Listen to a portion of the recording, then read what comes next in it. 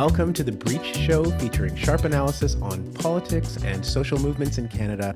I'm your host, Desmond Cole.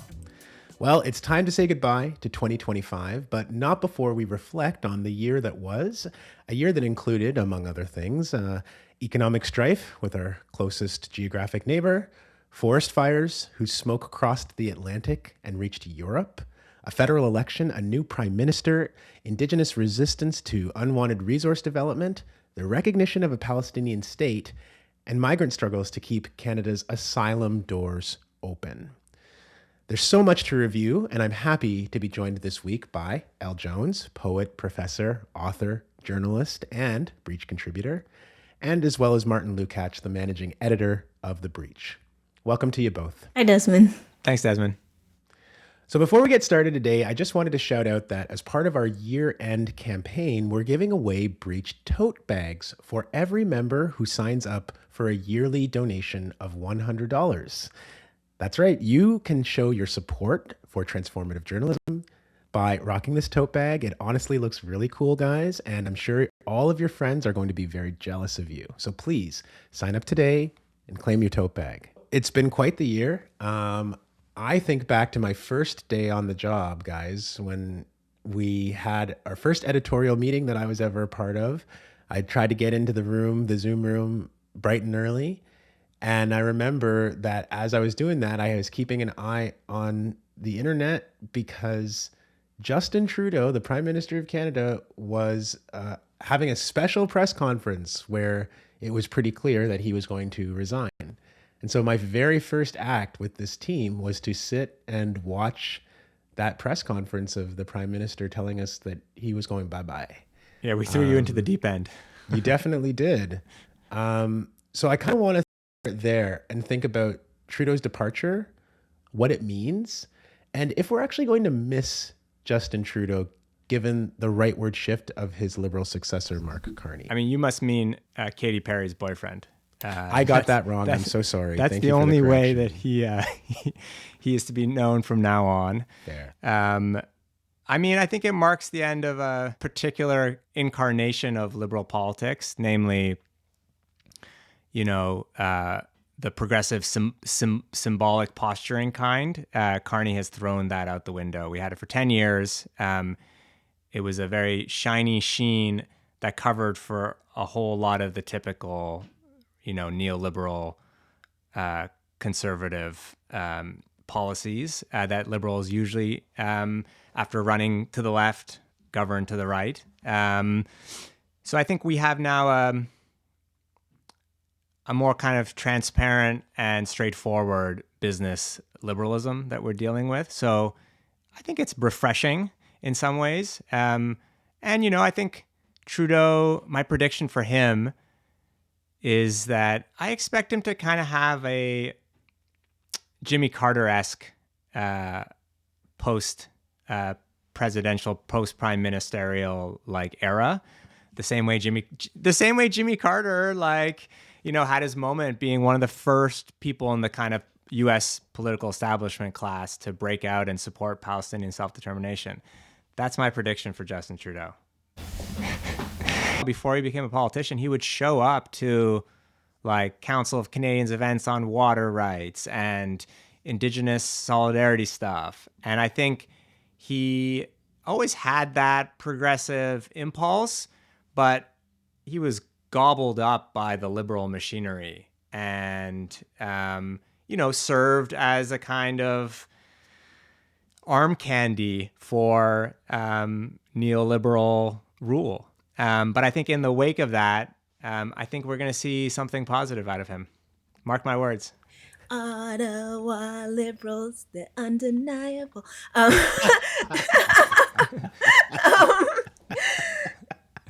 No, I mean, he was really the epitome of the I'm listening style of politics, right? So remember, there were so many moments. Remember Sophie Trudeau singing, what was it, some song she wrote at Black History Month? Song she improv'd in front of a black audience because she needed to show off. Yes, I remember.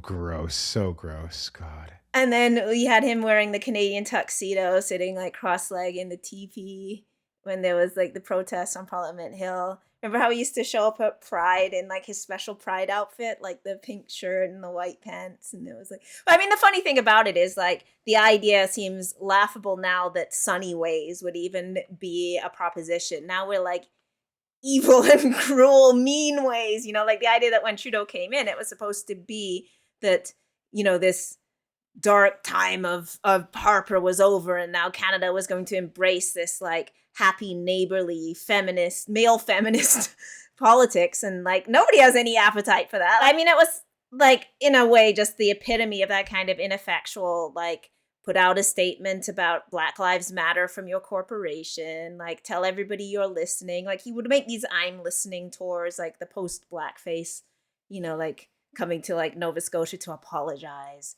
for kids racially profiled on Parliament Hill. That was like Trudeau, and it was a useless politic. And as you said, like in some ways, maybe a relief to see that particular iteration of neoliberalism disappear. Although I think it also speaks to, again, like how much people are not even hiding cruelty anymore. Like the pretense that we want to, be that kind of like, oh, we want to reconcile, but oops, the oil companies, like we're not even doing that anymore. Your idea that he's gonna have this like leftist turn, I don't know. I don't think so. I think he's gonna, first of all, like, can he host a morning show on CBC? Like it feels like that's.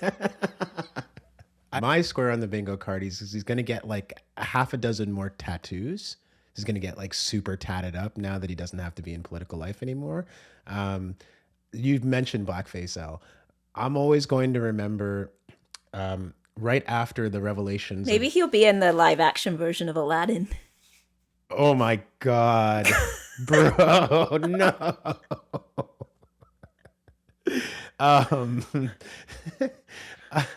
The my God. King. I just remember. I just remember, right? In the weeks after the revelations of all of his blackface incidents came out, and there was a debate, and it's him going after Jagmeet Singh and lecturing him about Bill 21, the so-called secularism bill in Quebec, which took away people's right to wear religious symbols in the civil service, and how Justin Trudeau, right after saying he didn't even know blackface was wrong, lecturing Jagmeet Singh about not fighting harder against Bill 21. That's the thing I'm always going to remember him for, that arrogance of like, on the one hand, being this edgelord who ran around like with, black shoe polish on his body to make a joke, getting caught and pretending he didn't know it was bad, and then immediately flipping back to lecturing a Sikh man with a turban about how this is how you should fight back against racism. I mean, I just think like that's a good encapsulation of who Justin Trudeau has been for me. I think he should like be like, the man teaching women studies at like some Alberta Christian college. He's such a cynic. Well, whatever he does, I think it's fair to say I'm surrounded by such cynics. I think it is fair to say whatever he does that we're going to hear him roar. Well, we know that Trudeau is out, and of course, Mark Carney came in, no political experience, except a whole lot of experience in the financial sector and in the business sector. And what do you know? He became the leader of the party very easily after quite of a rout during the leadership campaign itself for the Liberals.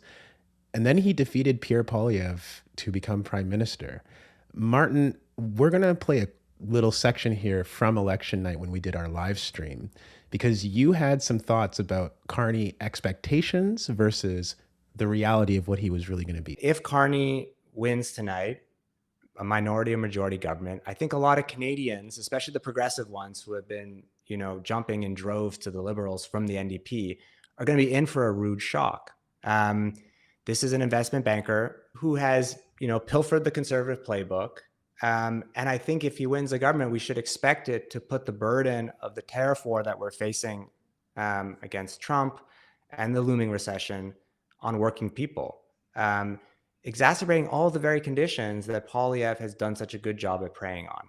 Okay, Martin. So putting the burden of the tariff war on ordinary people and exacerbating the worst instincts of Pierre Poilievre. What do you think? I mean, who likes to be right about shitty things? But that's how it turned out.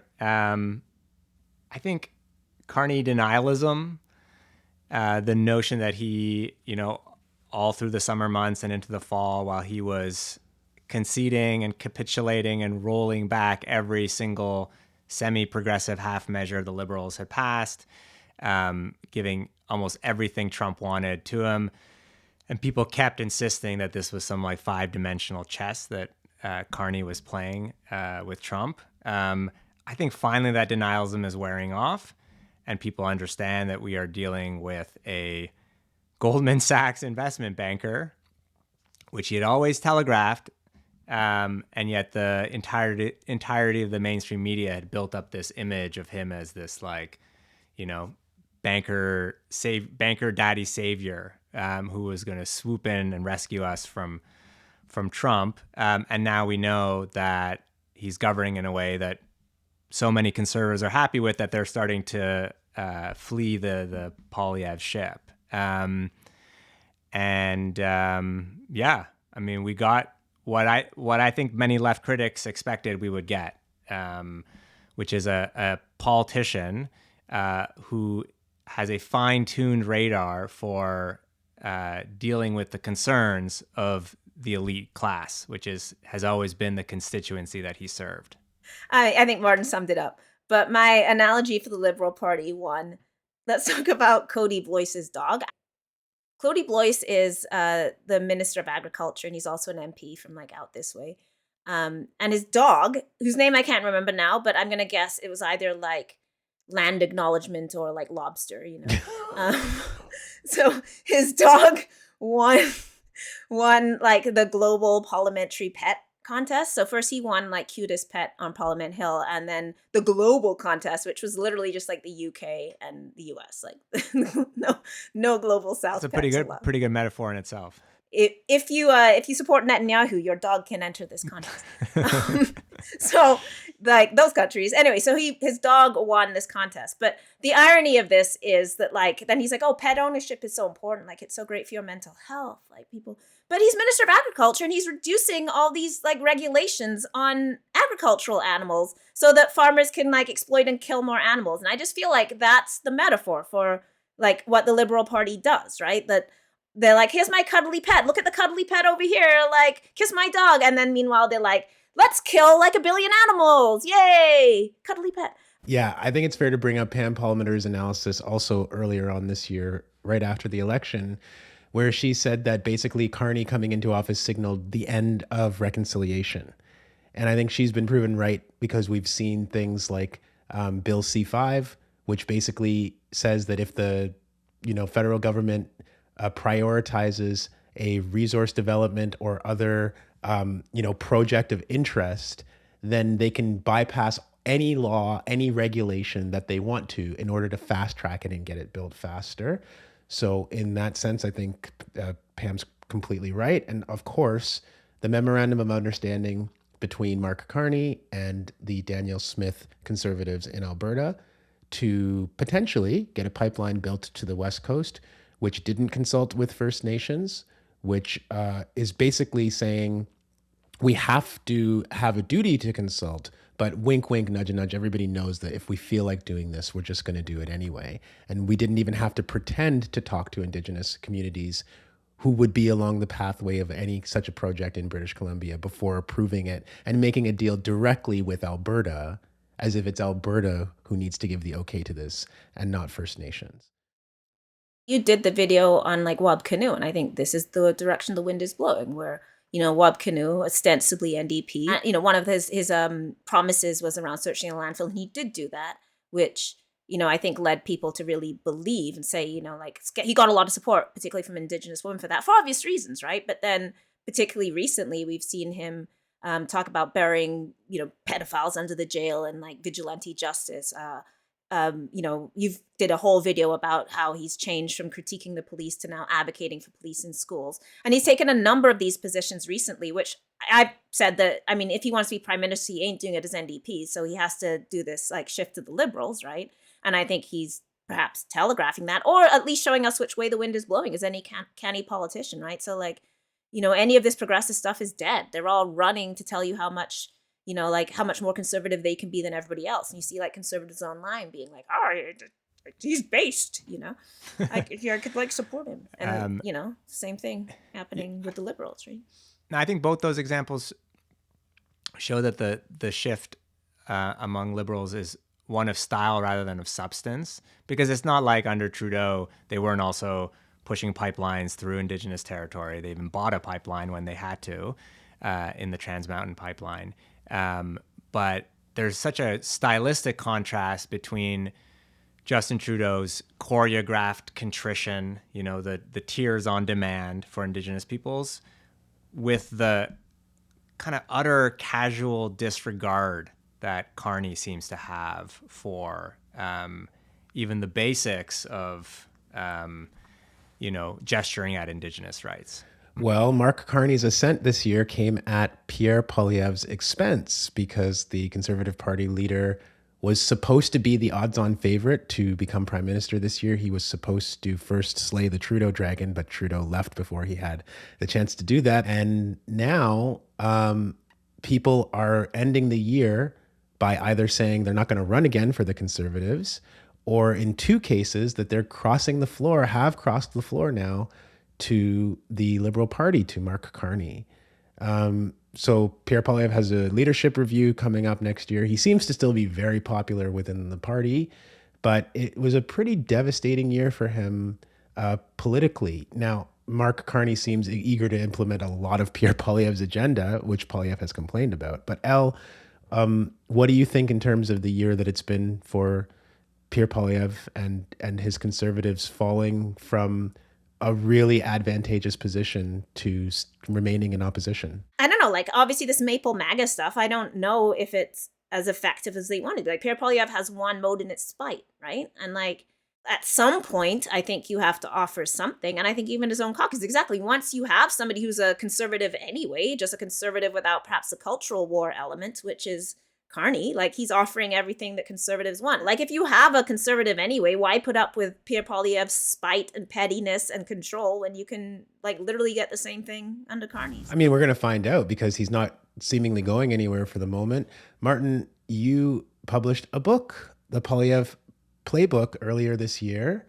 And, you know, I wonder what you think of the up and down year that he's had and what it's going to mean that he seems very likely to stay on in this party and is reluctant to change course from what he's been doing. Yeah, you mentioned it was a devastating year for him. Definitely devastating for the commercial prospects of that book, but all the better considering the consequences. This has been a bit of my role to be like, people are underestimating Poilievre, and I think that's happening again because I think the conservatives did everything they wanted to do and needed to do in the last election, except for obviously win, but they made huge inroads in immigrant communities, among young people, among working class voters who typically go NDP, and they are very well positioned for our next election. I mean, you know, Carney's honeymoon, as extended as it has been, is eventually going to end. And I think if the NDP doesn't offer a fiery, progressive, left populist alternative to Carney and Poilievre, I still think Poilievre is very well positioned to harvest the anger and disenchantment that people feel at the fact that the cost of living crisis has not improved at all under Carney. And to the degree that Poilievre has started to move a bit away from that fake worker-friendly economic populism that he practiced so cynically and effectively over the last few years, you know, towards this kind of MAGA politics. I think part of that is because Carney has squeezed him to the right. And so what can he do other than double down on racism towards immigrants and a few other of the hobby horses of conservatives? I think if he can, I mean, without inadvertently giving him advice, if he can get back to that, I think he's still quite well primed to be prime minister in 2-3 years. Yeah, I mean, looking at what's happened just in the few months since Mark Carney's been in office, you know, Pierre Poilievre campaigned a lot talking about bail. Mark Carney tried to move on bail. Pierre Poilievre talked a whole bunch about immigrants coming to this country and wanting to cancel the temporary foreign worker program. So Mark Carney came over the top and said, we're going to change things about asylum. We're going to change the numbers, drastically reduce the number of permanent and temporary people coming into the country. In so many ways, he's been trying to, as they say, cut Pierre Poilievre and the Conservatives' grass, to take away the pieces of their platform that animate their base, so that there's no real reason to change from Carney. And as you say, Martin, that has left a huge opening for the other major federal party, the New Democratic Party, the NDP. And it has also been an incredibly difficult year for them. They had an almost virtual wipeout in the last election, reduced to 7 seats and losing party status. Their leader, Jagmeet Singh, he had to leave, and he chose to leave. I think the party wasn't really going to have him anymore. We should probably talk a little bit. He's living his best life now. Well, he was living his best Instagram life while he was still the leader. That's true. That's a very good point. What are we talking about? That's a good point. So he can just do it more freely now, I guess, and he can beef with Drake whenever he wants to without anyone laughing at him. But yeah, I mean, Jagmeet Singh was always, as you said, on Instagram or TikTok, whatever, he was supposedly the most popular leader, but it was just he's nice, that nice gentleman, and then that was it. He could never effectively mobilize an identity for the NDP. Obviously, when they basically decided to back up the Liberals was, I think, a huge mistake. They completely ceded any kind of critical ground, any ground to the left. And they're just what's your point? Which is exactly what voters did. It said, well, what's your point then? And if we're just trying to get the Conservatives out, we can just vote for the Liberals. But you guys literally told us you're basically the Liberals, so we don't need you, right? So a lot of good people got wiped out, a lot of strong MPs, not because of their own relationship to the constituency, but because of that strategic voting, which the NDP always has to confront. So there were some gains, the dental coverage, for example. There were some small things they won from that, cynical. But yeah, what they really did was, it was just ineffective in the end. And it's, I think, the problem of trying to build a kind of cult of personality for a leader when the leader doesn't, A, really have the personality to sustain that, B, doesn't have any policies behind it, and then C, is brown. So, we can't also discount that, right? His whole, from the time he was campaigning, he was constantly facing the questions about his turban, about who he was, his identity. There was constantly racism. We can't discount that from how it impacted his ability to lead as well. But I think it's not new. This has been the problem of any left-leading party, and the same thing. It's just the same thing with the Liberals, just slightly more to the left. The refusal to actually embrace progressive politics, ceding a lot of that rhetoric to the right, and allowing them to take those populist working-class stances, not having a clear class politic, not having a clear worker-based politic, very much having a sort of vaguely progressive identity-based urban politic that doesn't really in the end reach anybody and is ultimately disposable. So, Martin, what are your thoughts? Yeah, I don't disagree with anything else said. What happened to the NDP in this election is something else that I think we on the Breach Show predicted. It was an inevitable result of a few years of bad decision making, which included things like striking up an alliance with the Liberals, which the NDP never gets rewarded for in any decade that it does that. And also the end result of, a few decades of trying to become a liberal light, version. Trying to cozy and chase center voters in the center, which is always a political mirage. There is no political center. It shifts the closer you come to it. And I think that there is, as we've talked about in previous episodes, a real opportunity now to cast aside this style of politics that the NDP has chosen to pursue for the last, 15 years. And in some cases more. And I think there's an opportunity to really shake things up. People who've been listening to our show know that I'm a big supporter of Avi Lewis, who's one of the contestants in the leadership race who is trying to articulate that kind of class-based, eco-socialist politics that is less about, a cult of leadership and much more about a bold political agenda that can actually animate and excite a base of supporters, get them involved campaigning year-round in a way that actually enlivens the party and makes it a real alternative to the Liberals. And if I can make a prediction about 2026, one I would feel good about being right about, I do think if Avi Lewis wins, I do think we're going to see a shakeup in Canadian politics. And I think you're going to see the NDP come back with a vengeance. Well, we're a long way from that now. And I think it is worth noting with the federal NDP that this leadership race is ongoing. They've already had a debate, which I'm going to say was an absolute disaster. It was supposed to be a French language debate, and by and large, the candidates just could not speak the language that they were supposed to be debating in. It wasn't a good look on the party. The live stream links didn't work. There were a lot of things to critique about it. One area where we were all supposed to be united as Canadians this year was supposed to be Donald Trump attacking us economically, announcing tariffs against this country, tariffs on steel, tariffs on aluminum, tariffs on automobiles, trying to take businesses from American companies that are based in Canada and lure them back into the United States for jobs that he wanted for himself and for his own country. And I think this is a lot of the reason why Mark Carney won the election, because Mark Carney said elbows up. And I think he gave the most convincing argument to people that he knew how to deal with Donald Trump. We're here at the end of the year. There hasn't been a trade agreement with Trump. Not that really we could count on any trade agreement that Trump signed. I think everybody should understand at this point that his word is not to be taken of value in anything anymore.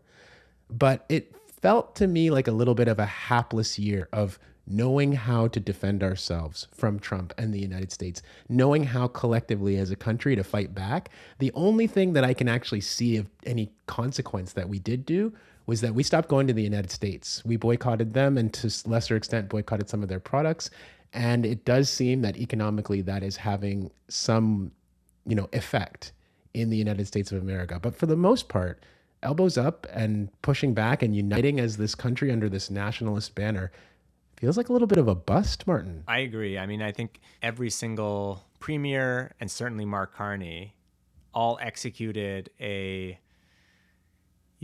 version of the shock doctrine, which was to, make a huge show of, elbows up, and, we're going to stick it to the United States. Probably no one more than Doug Ford, just in terms of his sheer rhetoric. Captain Canada himself. Dumping out the whiskey. And I mean, in all cases, it was just an utterly brazen facade for trying to sell out actual working Canadians' interests, to the corporate elite. And in many cases, to a corporate elite who are utterly enmeshed with the U.S. corporate elite. They took advantage, I think, of this, last 6 months of trade war with the U.S. to push through an age-old corporate wish list. Whether it was, gutting our what remains of our regulatory rules in this country. You've already mentioned, pushing through new fossil fuel projects and absolutely shredding Canada's climate commitments. They are, using the resources of the state to shovel as much money as they can to private capital projects, probably foremost of which is the weapons industry, which in this country, as we've, talked about on this podcast, is also utterly interconnected with the U.S. military-industrial complex. So it really feels like an incredible fleecing that happened completely out in the open, except with the complicity of the Canadian media who ran cover for it from day one. And now we're stuck in a situation where, the trade tariffs are still grinding down Canada's economy, but we've done very little from an elite perspective to actually put the Canadian economy on footing that will make it more independent, that will make it more fair, that will make it more environmentally sustainable. Do we all still hate Wayne Gretzky? I mean, more so than ever now, I think. But did people forget about that? Because I've hated Wayne Gretzky since I was 13, and he's my arch nemesis. So. Oh, really? Tell us more. Oh, when I was 13, I was briefly into hockey, and Wayne Gretzky was giving this talk in Winnipeg, and it was like a dinner fundraiser for cancer or something, and I begged my dad to go because I was like, oh, I want to see Wayne Gretzky. And those tickets ain't cheap, you know what I mean? So it was like a daddy-daughter thing. I went with my dad. And throughout the dinner, all these boys were going up and he was signing autographs. So finally I was like, oh, I'm going to go up too. I got up the courage to go up or whatever. And they're like, oh, Mr. Gretzky's eating. Don't bother him. And then right after, a boy came up and he signed his autograph. So the only person he didn't sign the autograph was for me. So ever since then, I've hated Wayne Gretzky.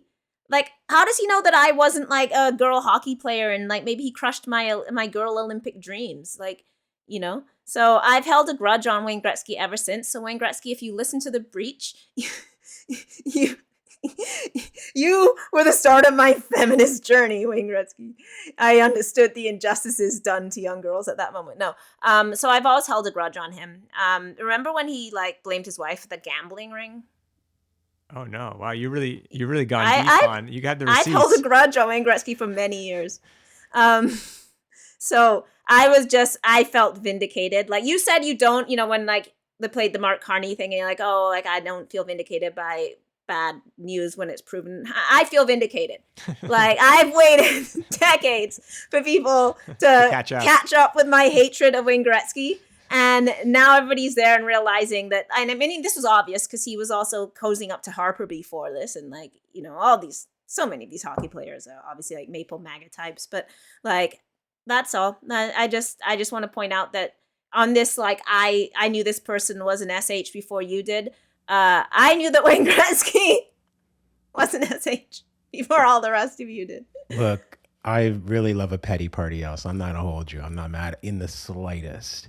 There was good news, by the way, in 2025, and we want to end on that note this year with the podcast because good things did happen in our communities.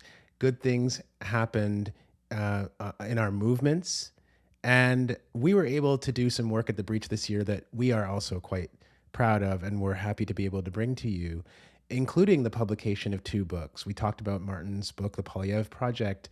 We were also able to publish a book in the middle of the year called When Genocide Wasn't News, which was a collection of essays by a lot of different Canadian contributors about the way that the media in this country has been and continues to be complicit in watching the ongoing genocide of Palestinians by the Israeli state. And we were very happy to be able, in this terrible time, to be able to rally people together to validate the absences that people were seeing in the media by filling in some of those gaps by ourselves. We were able to have events across the country where we brought this book to people. It's a bestseller now. I don't know if we've actually been as loud about that as we should be. But that was, I think, for us, our contribution to a 2025 that saw enormous movement and changes from the larger Palestine solidarity movement in this country. And that includes things like the recognition by Mark Carney of a Palestinian state in September. I was at the flag raising that happened last month at Toronto City Hall. Flag raisings for Palestine happened all across the country around that time this year because in most of these ceremonies that they have, you can't raise the flag at a municipal building unless that country is recognized by the Canadian state. And so now that Palestine has been recognized, those kinds of ceremonies were possible. And many people, when I went in Toronto, talked about the fact that, yes, this is a symbolic act that's happening. This isn't the change that we've all been fighting for Palestinian people. This is not liberation. This is not an end to the occupation. But nevertheless, this is our country moving. This is something that we can do, that we are doing. And I think that that was among many, many important moments for the Palestine liberation movement in this country this year. We published a piece at The Breach by Scott Ney about 15 victories for the movements in this country that you may not have heard of. We encourage you guys to check that out. Elle, what, if anything, stands out for you this year in terms of like movement victories, community victories that you saw and were admiring? Yeah, and we talk about like the importance of not becoming disillusioned. This isn't like moral reasoning from on high, like finger wagging. I think it's actually like so crucial. Like the whatever we want to call it, like the neoliberal capitalist colonial system, whatever, imperialist system, they really want you to believe that there's no way out. You know what I mean? You can't win. Like you're just in despair. You're going to be enraged and despair all the time, and there's nothing you can do. You're powerless. It's not going to change, so give up, right? Like, I think that really is. They're in your phone, they're in your computer, they're tracking you. There's no revolution possible. So that's why, like, I don't say this lightly. Like, I really think the important thing we have to do as organizers and activists is maintain hope and maintain our belief that we can win, be realistic about it, but take those wins where we get it. And I think sometimes we're like allergic to winning, because we are always criticizing, rightly so, like everything that's wrong, and we forget to actually say that we can win, and we do win, and we will win. That's just not a slogan. You guys had a victory with the Davis Cup coming to Halifax this year, for example. Yeah, so I mean, not like a full victory, but we forced them to play in a silent arena. We also, if we want to say exposed, that there were claims made about like us being, the protesters being hateful and dangerous and violent, and the police themselves had to like refute that, which I think in itself was a bit of a victory to expose how a lot of these campaigns, when there's these smear campaigns being run, like how they take place. But we forced an international tennis match to be played on the news, you know what I mean, when it was aired on CBC in complete silence, and they have to account a match between Israel and Canada, for those who don't remember. Yes. So that was effective mobilizing and part of global mobilizing around trying to get Israel out of international sports. And we've seen that growing and become, countries boycotting Eurovision because they've refused to move Israel. We've seen that big move within football. So again, like, of course you look and you get depressed because you're like, well, they still can't get them out. But people become more aware, people organize, it moves, we share globally, like all these tactics we're using. And so I think, that's been really important. There's been a lot of union victories, particularly like I teach in university, like a lot of, there was, Dal was on strike, Dalhousie, and then the part-timers at Dalhousie were narrowly averted from the strike, but SMU and St. Mary's University and Mount St. Vincent University, my university, the part-timers went on a quite protracted strike and won a better contract. And we've seen this from the Air Canada strike, QP strikes. Like we're seeing, I think, workers becoming more willing to just like really hold that picket line. And we've seen victories from that. So I think we're seeing a lot of victories in the unionization movement. Again, I think Palestine is organizing people on a lot of different issues. So a lot of people organizing on Palestine are becoming more aware of like Sudan and doing more cross-community organizing, Indigenous people coming into Palestine organizing. And like that then becomes part of other organizing as well. So I think, we do have the power, whether it's a flag raising, whether it's like, reports acknowledging anti-Palestinian racism, people that have effectively managed to, push back and that have had their jobs trying to taken from them and have pushed back on that. And there's been organizing on that. Every piece of organizing matters, right? Like every victory that we have, no matter how small, reminds us that, if we keep pushing, we've won so many concessions. We don't see it when we're standing here because, of course, Palestine is still under occupation. It's still under apartheid. There's still people being killed every day in Palestine under the so-called ceasefire. Violence is intensifying in the West Bank. But at the same time, if we think of where we were only a few years ago, like it would have been unthinkable that Canada would acknowledge Palestine as a state, whatever that means. And yes, it hasn't like meant anything, but still, You know, it would have been unthinkable that you have a majority of Canadians saying that Israel is committing genocide. People talking in mainstream conversation about like our weapons sales. You know, like, so ordinary people like my mom or whoever that are aware of that conversation, that move from like the outskirts of the left to be like, you know, a pretty mainstream issue. And CBC is like reporting on our arms sales. You know, these are all things we've done. We did that by putting our bodies out there and by taking risks and by doing it together. So I think it's really important that, yeah, we take this moment and say, like, let's keep pushing, you know, like keep it going. We are making strides.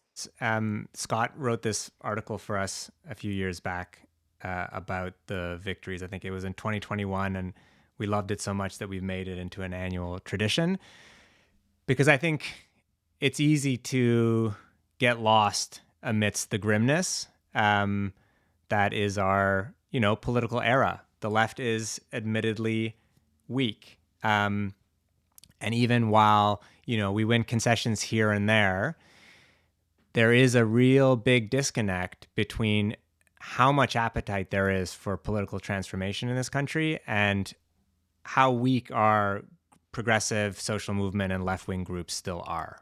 And I think it's so important to celebrate what we do achieve as a reminder of the power we could have, not just to win small things. Others we could add are, you know, the beginning of a coalescing of a housing rights movement in this country, some incredible rent strikes that were successful in places like Toronto and elsewhere. We ourselves at The Breach notched a little victory through our reporting on how mega corporate landlords had started using AI tools to intensify their rent increases. And we did an expose working in tandem with the tenant rights movement that exposed Canadian companies for using the same tech tools, AI tools that, you know, companies in the States have now been sued for using to the tune of hundreds of millions of dollars. And we prompted a Competition Bureau investigation. That's the agency that investigates corporate crime. And in the report, which was just released a few weeks ago, they noted that while there isn't a scale of collusion to warrant criminal charges, they pointed out that in the aftermath of heightened scrutiny, they don't explain why that scrutiny happened, namely the journalism, these corporate mega landlords have stopped using those tools. And so I think that was a testament, you know, to the strength of journalism and movement organizing. And my sense is that, yeah, we see our role at The Breach as feeding a sense of action-oriented hope. You know, there's this Raymond Williams quote that I love to quote, which is that the task of the left is not to make despair seem convincing, but to make hope practical. And the more we do to shine a light on how social change, even against great odds, still happens in this country, the stronger we're going to be to fight for much bigger transformations in the years to come. I totally agree, Martin, that even when it feels like there is no hope, and Elle said this too, our job is to foster hope, to foster possibility that things can change in the future, because that's like the necessary spark to do anything else that we're going to do. And we're going to keep trying to do that with you in 2026. We appreciate you listening, and we appreciate all the support that you've given us this year. So with that, I want to thank Martin. I want to thank Elle. I want to thank all of you for listening. If you want to support transformative journalism, I'm going to remind you, giving away Breach tote bags for every member who signs up for a yearly donation of $100. Please sign up today and get yourselves that tote bag. Our supporters, you, are essential to making our impactful investigations, videos, and podcasts like this one possible. So you can find out where to make your donation by going to breachmedia.ca/support. Thanks for listening. Happy holidays from all of us at The Breach.